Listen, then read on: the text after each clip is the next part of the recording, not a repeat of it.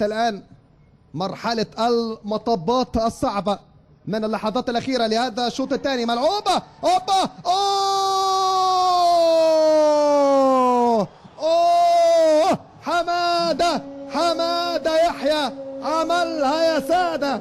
إنه حمادة الذي وقع على هدف مع الدقيقة 41 من عمر الشوط الثاني، ومن خلال الدقيقة